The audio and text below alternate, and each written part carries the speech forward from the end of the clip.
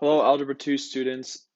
This is going to be the last section of 7.2. So this is 7.2 part 3.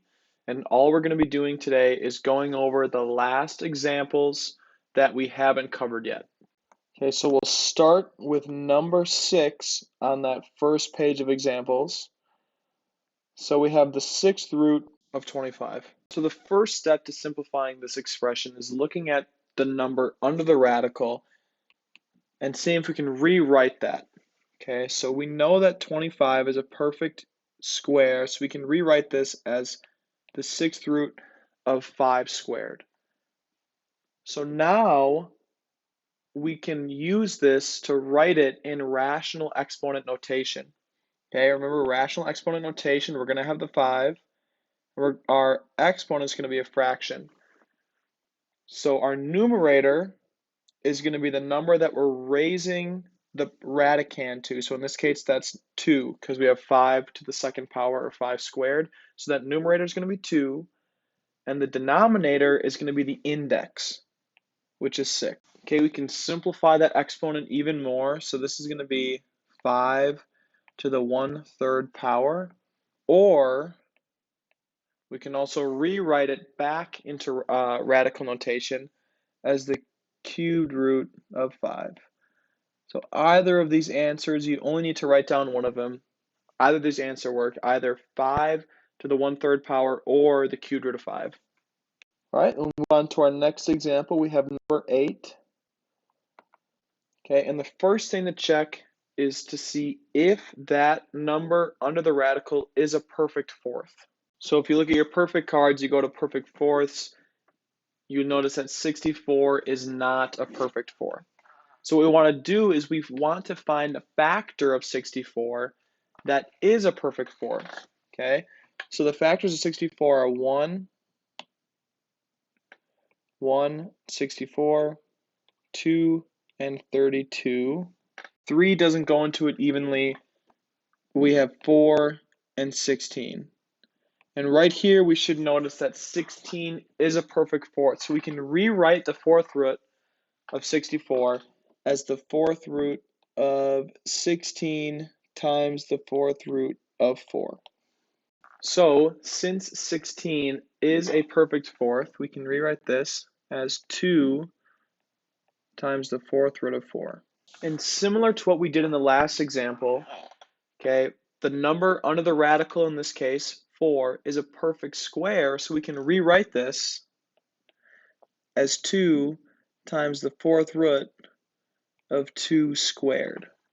So right now this is in radical notation. If we write it in rational exponent notation, we'll have 2 times 2 to the 2/4 power, which is equal to 2 times 2 to the 1/2 power. And then we can rewrite this in radical notation. All right, I'm just going to move up to make it a little bit more clear. Okay, we have 2 times the square root of 2. Okay, if we have a number raised to the 1/2 power, it's the same as taking the square root. Okay, so our final answer is 2 times root 2. Okay, we're going to do something similar in this next example. We're going to look at number 9. Okay, so we have the cubed root of 81 plus 10 times the cubed root of 3. So 81 isn't a perfect cube, so we want to find factors of 81 that are. Okay, so the factors of 81 are 1 and 81. 2 doesn't go into 81 evenly. What about 3? Okay, we have 3 and 27. So right away, we see that 27 is a perfect cube, so we can rewrite this as the cubed root of 27 times the cubed root of 3 plus 10 cubed root 3. All right, the cubed root of 27, if we look at our perfect card, we see that the cubed root of 27 is equal to 3. So we have 3 times the cubed root of 3 plus 10 times the cubed root of 3. All right, so what do we notice about these? All right, they're like terms, right? Because this right here, the cubed root of 3 and the cubed root of 3, it's the same. So if we have 3 cube roots of 3 and we add 10 more cube roots of 3, how many cube roots of 3 do we have? We have 13. So our final answer is 13 times the cube root of 3.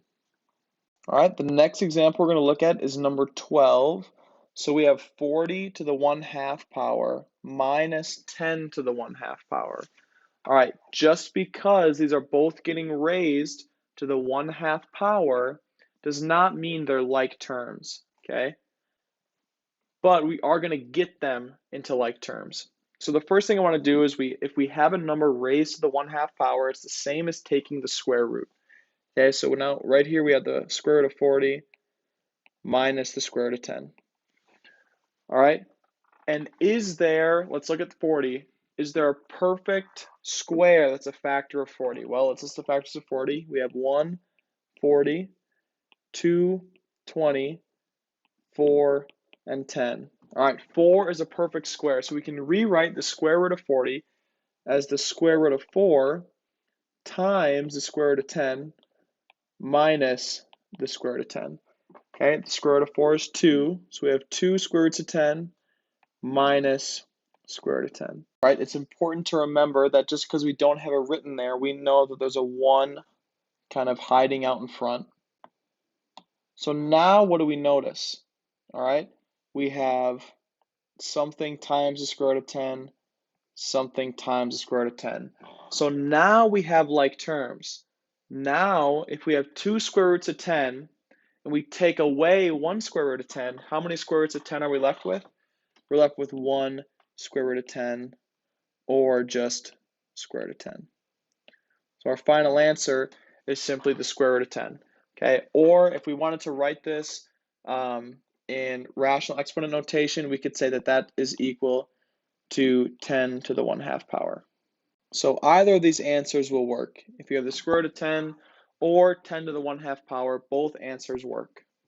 Okay, so let's move on to our next example. If we go on to our next page, the next example we have is number 6. Okay, so what we want to do here is similar to what we've done in other examples. We want to kind of factor out our perfect fourths. So because this is a fourth, we're looking for perfect fourths. So we're going to have the fourth root of something times the fourth root of something. And in this first radical, we're going to write all of our perfect fourths. Okay, so that would be, well, first, is 12 a perfect fourth?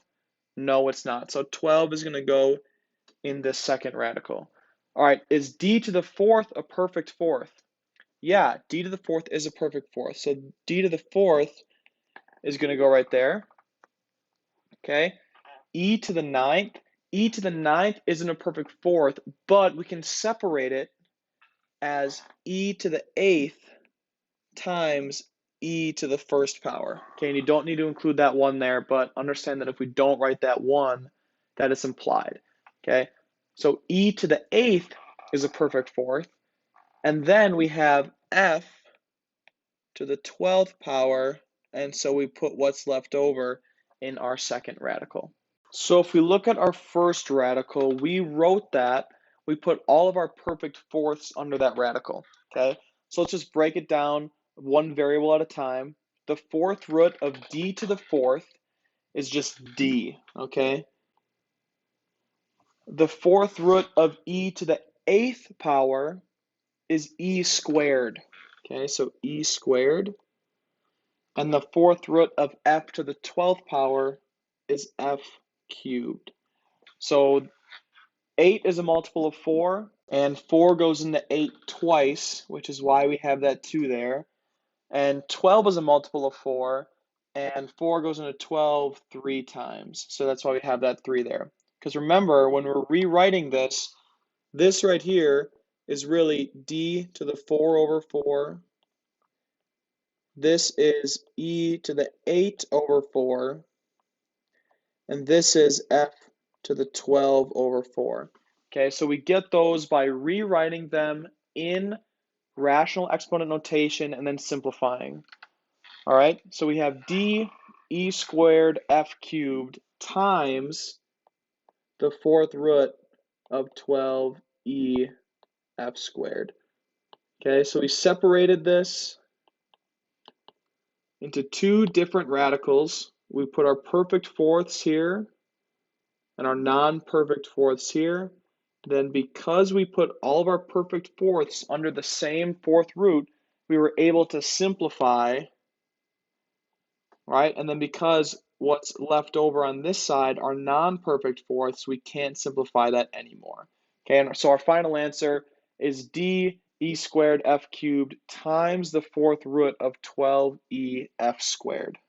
Let's look at another example similar to number 6. All right, we have the cubed root of 24 r cubed s to the 5th t to the 10th. So let's break this down factor by factor. So what I'm going to do is I'm going to write, okay, my two cubed radicals or cubed roots right away. So 24, okay, 24 isn't a perfect cube, but it has a factor that is a perfect cube. Okay, so the factors of 24 are 1 and 24, 2 and 12, 3 and 8. Okay, 8 is a perfect cube, so I'm going to write 8 here and 3 there. All right, and let's look at r. So we have r cubed, and r cubed is a perfect cube, okay? Because that exponent is a multiple of 3, we can write r cubed in the radical where we're putting our perfect cubes. All right, s to the 5th. So s to the 5th isn't a perfect cube, but we can break up s to the 5th as s cubed, and then we write what's left over in our under our radical where we're putting our non-perfect cubes. Okay, and then once again, t to the 10th. All right, we can break that up as t to the 9th and t. So everything in this left radical is a perfect cube, and we'll be able to simplify it. Everything in this right radical is not a perfect cube. So let's look at the radical on the left and break it down term by term. So the cubed root of 8 is 2. The cubed root of r cubed is just r. The cubed root of s cubed is s. And the cubed root of t to the 9th power is t cubed.